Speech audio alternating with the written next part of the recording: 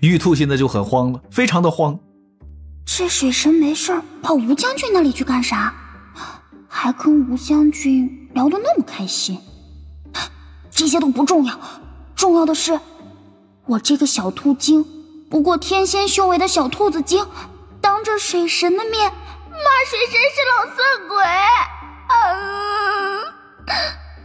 主人还能救下我吗？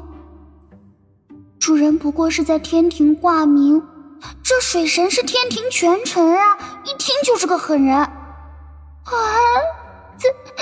怎么办？感受到了玉兔少女那紧张的目光，李长寿淡定地在袖中拿出了一本书册，打开之后津津有味地读着论兔肉的100种做法。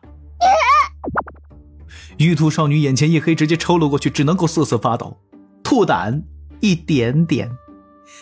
不少仙子也注意到了李长寿手中拿着的书册，也有不少聪慧之人立刻就明白了水神的用意，各自掩口轻笑。李长寿问：对了，恒娥为何不在此处啊？有管事的女仙向前行礼禀告：恒娥仙子先去抱恙，告了病假。哦。李长寿面色渐冷，淡然道：看来本神是没这个薄面了，这是跟恒娥摘清关系，互相对立。水神，那女仙忙道：恒娥仙子派来了她身旁的侍女，且恒娥仙子性子清冷，极少走出广寒宫，还请水神大人恕罪。不少仙子齐齐欠身，请水神大人恕罪。李长寿纳闷道：那侍女何在？10多位仙子各自侧身，将正蹲在地上要偷偷挪走的少女暴露了出来。李长寿眉头一皱，目中神光微闪。他本意是给恒娥一个下马威，自然也不会真的跟玉兔过不去。但是玉兔身子一哆嗦，顺势就跪在了那儿，大眼睛眨巴眨巴，一颗颗的泪珠子就滚滚落下。水神，您饶了我吧！李长寿还没能来得及说话呢，玉兔已经瘫坐在地上了，那一对粉色的眸子失去了神采，喃喃道：你能不能先杀了我再上锅？我活了10000多岁，其实肉都老了。李长寿满头黑线，周遭的仙子有些不明所以，但是此时纷纷开口为玉兔求情。李长寿暗自一叹：罢了，第一个计划失败也就失败了，跟个小兔子较什么劲儿？他清了清嗓子，淡定地拿出了一面铜镜，摆在了自己面前，对铜镜道：那边能听到我说话吗？铜镜镜面震动，传出了一阵嘈杂的话语声。听到了，水神大人，这边听到了。能看到画面了。哇，这里就是月宫吗？还这装饰，这帷幔，好像也没啥不一样啊。水神大人摸去了月宫，还不忘给我们开云镜，当真爱宾如子，真水神。李长寿微微一笑，言道：这10年，我会将我在月宫的一举一动通过这2面镜子传递出去，就是要告诉各位，月宫不是什么神秘之地，也不是什么男仙向往之地。嫦娥们为了完成歌舞任务，每日每夜都在艰苦的训练，每个生灵都有自己之事，做好自己的事就是一份存在的意义。下方一群仙子面露感动之色，水神府前聚在那面大铜镜前的众天兵天将齐齐点头，而后各自试图调整角度，想要看到更多的画面。李长寿淡定一笑，在袖中拿出了一些食材、调料、美酒，开始了今日份的悠闲。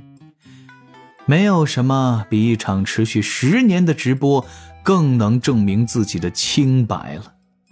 就是不能像喊那种兄弟们把稳健2个字写在水神府的墙上这种骚话。这场洪荒直播首秀少了那么一点点的灵魂，凌霄宝殿中，李长寿刚去月宫上任时，长庚他搞了面铜镜挂在那儿，让人能随时看到自己在干什么。不止如此，水神还因恒娥未现身，对恒娥的侍女发了顿火，吓得恒娥那侍女都快哭了。这个长庚，玉帝乐得不可开支，一阵抚掌大笑。当真是总能整出点新花样啊，竟能想出这般主意，厉害厉害呀！木工在高台下笑道：能看出水神对这件事确实有些介怀。陛下，咱们该如何见招拆招？为何要见招拆招？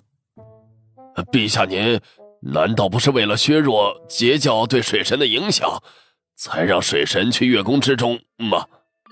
白衣玉帝明显是愣了一下，但是随之就缓缓点头，叹道：吾这般忧虑，当真瞒不过木工。木工松了一口气：我这次总算没揣摩错玉帝的心意。玉帝摸着下巴一阵沉吟，很快就道：大劫在即，100年后三教共议封神之事，长庚爱卿确实不宜与截教有过多来往，免得在大劫之中干涉太多，遭大劫反噬。那木工觉得咱们该如何破长庚这一招？木工想了想，很快就一阵摇头：老臣愚钝，想不出什么妙计。玉帝沉吟几声，坐在那儿细细思量，不多时就是摇头一笑：无妨，让长庚自行决断就是了。他觉得如何舒心就如何在那儿，反正前后也不过10年罢了。木工有些欲言又止，但还是低头称是，不敢多言。玉帝话音一转，面容有些凝重：那福源的来路调查的如何了？东木工的神色也变得无比的严肃，开始详细禀告自己查到的结果。凌霄宝殿被金光笼罩，断了其外一切探查。暂不提玉帝与木工暗中调查天庭25载，李长寿在月宫之中风平浪静地开始了悠闲的教习生涯。本是月桂宫中汇聚天庭美色之地，他却有些不解风情，开始在那儿铜镜直播半身旁1天3顿小烧烤。那些美貌的嫦娥最初还有些拘谨，待半日之后，也就在几位女仙官的安排之下，开始轮流的献舞，让总教习看看他们的本领。这大殿之中乐声漫漫，妙影重重。李长寿吃着熬以源源不断送上来的上好瓜果美食，淡定地欣赏着这般美景。虽然只是一具指导人，五觉有些模糊，但是李长寿也是颇感舒心呐。这种时刻，熬以这位东海龙宫2太子的见识发挥出了绝强的效果。天庭之中能够面对这般美景而不去瞩目者屈指可数，但熬以绝对是其中之一，无他，见多了。天庭的歌舞啊，还都是属于雅的范畴。你要说会玩啊，还得是远古旧贵族龙族会玩。然而没几日，这卞庄就有些按捺不住了。按理来说，卞庄从小生活环境比起敖乙还要奢靡一丢丢。天涯阁作为洪荒5部洲之外临时情节会所的龙头，卞庄这个少主自小也是没少见这种情形。但是对于卞庄而言，天庭的仙子仿佛就是有着莫名的吸引力。第一次来月宫，卞庄来禀告天河水军兵甲不足之事，李长寿姑且也就忍了。但是没隔半天，卞庄又跑过来一趟，禀告天河水军有天兵斗殴。再隔了1个时辰，卞庄前来禀告天河水军有人操练过度中暑了。李长寿当场就封了卞庄的先例，喊来敖乙，把卞庄直接给捆了起来，送去了天河之中泡着，一直到他清醒为止。这个二师兄当真是其心可诛啊！自从其解放天性，也未免太浪荡了一点，今后必然栽在这件事上。想到卞庄，李长寿就想到了西游之事，想到了那个被自己送回去回炉重造的金蝉子。自己现如今必须要把所有的精力应对在封神大劫上，西游之事也不必着急。从2场劫难的结果来看，西游不过是让西方大兴，而封神却可以决定西方大兴时西方的主事者是谁。来月宫一趟，李长寿也不能空手而归，且总要做出点教习的成绩。他计划等自己离开前半年，为嫦娥们引入一种新的表演方式，唱跳。没有 rap， 嘿嘿，说不定他还要迫害一下那只小玉兔，让他学会那一段吼哈吼哈沙里哇沙里哇，提前在大节之中多一点参与感。嘿嘿，且说正事。李长寿应付差事归应付差事，封神榜牵压在即，他总不能真的把时间浪费在月宫跟一群嫦娥玩闹。一个化身自然是无法拴住他所有的心神。在月桂宫中开直播之举，李长寿也绝非只是为了给男仙们说一个榜样，发点福利，为自己挣一挣名声。这期间还有几层考虑是旁人所不知道的。李长寿要借此机会起底西方教，知己知彼才可以百战百胜。李长寿自觉他对西方教的认知一直是停留于表面，只知道西方教有2位圣人，有众多西方教圣人弟子，手中掌握着大批鸿蒙凶兽上古妖族，除此之外所知甚少。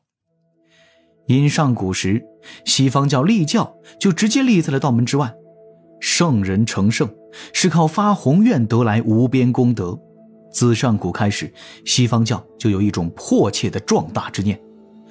这么多年，他们到底渡走了多少高手，又在5部洲之外发展出了多大的势力，怕是难以计数。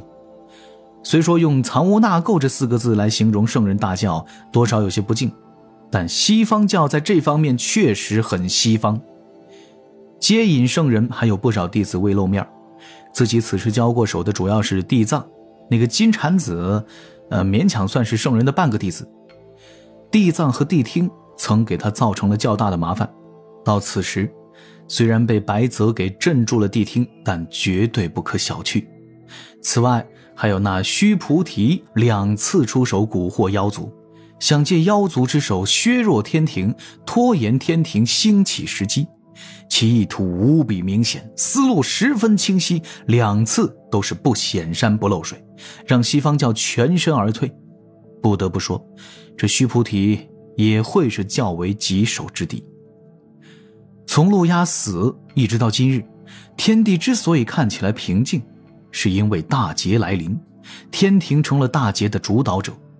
封神2字怎么考虑都围绕着天庭展开，西方教只能约束弟子，静待大劫显出具体的脉络。不只是西方教，截教阐教此刻都不敢妄动。但是李长寿明显感觉到一股股暗流在天庭底部流淌，在洪荒天地间不断的翻涌。对于天庭中的2五仔，李长寿并未急着去拔掉，他们也可以作为自己手中的棋子，成为一些备选方案中的重要组成部分。算计并非简单的见招拆招，也必须要学会借势。趁着这一点空档，李长寿大摇大摆地在月桂宫中悠闲度日，将自己的行踪直播出来，让天庭各处知晓。洪荒中也出现了一些流传的佳话，比如水神惧内，水神忌惮云霄仙子什么什么什么的。真的是神仙的事儿，那能叫惧吗？一点该有的尊重罢了吗？